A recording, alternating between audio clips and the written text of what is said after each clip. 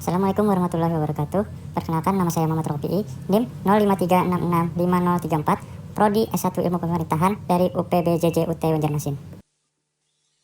Di sini saya ingin menjelaskan proses lahirnya Pancasila dari BPUPKI, Piagam Jakarta, dan PPKI, serta pelajaran dari sejarah Pancasila bagi generasi muda.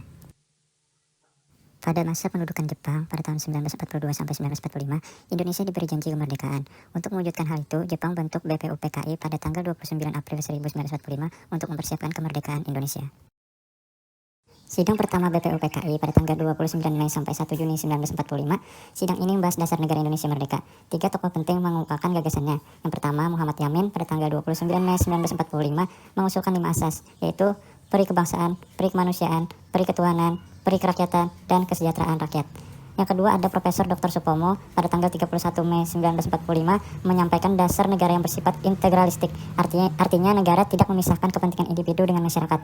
Yang ketiga, Insinyur Soekarno pada tanggal 1 Juni 1945 mengemukakan 5 prinsip dasar negara yang dinamai Pancasila, yaitu kebangsaan Indonesia, internasionalisme atau peri kemanusiaan, mufakat atau demokrasi, kesejahteraan sosial, dan ketuhanan yang Maha Esa. Pidato Soekarno inilah yang dianggap sebagai lahirnya Pancasila, yaitu pada tanggal 1 Juni 1945. Panitia 9 dan Piagam Jakarta, tanggal 22 Juni 1945. Yang pertama, Panitia 9 menyusun rumusan dasar negara yang disebut dengan Piagam Jakarta. Yang kedua, rumusan sila pertama, ketuhanan dengan kewajiban menjalankan syariat Islam bagi pemeluk-pemeluknya. Sidang kedua BPUPKI pada tanggal 10 sampai 17 Juli tahun 1945. Sidang ini membahas rancangan Undang-Undang Dasar 1945 dan memperkuat rumusan dasar negara yang diambil dari Piagam Jakarta. PPKI dan pengesahan Pancasila pada tanggal 18 Agustus tahun 1945. Setelah Indonesia memproklamasikan kemerdekaan pada tanggal 17 Agustus 1945, keesokan harinya PPKI atau Panitia Persiapan Kemerdekaan Indonesia bersidang dan menetapkan Undang-Undang Dasar 1945 termasuk Pancasila sebagai dasar negara. Kemudian sila pertama diubah menjadi ketuhanan yang Maha Esa agar diterima semua pihak. Rumusan akhir Pancasila Undang-Undang Dasar 1945 alinea keempat. Yang pertama, ketuhanan yang Maha Esa. Kedua, kemanusiaan yang adil dan beradab. Ketiga, persatuan Indonesia.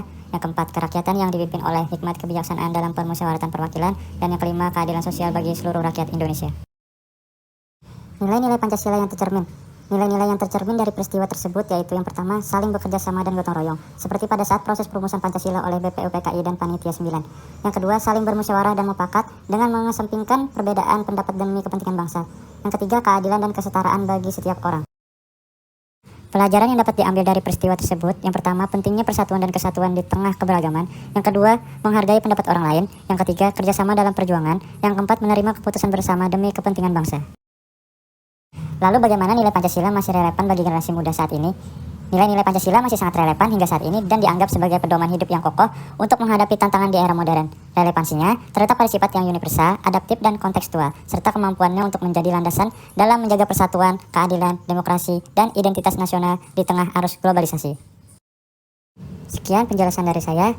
Terima kasih, semoga bermanfaat. Wassalamualaikum warahmatullahi wabarakatuh.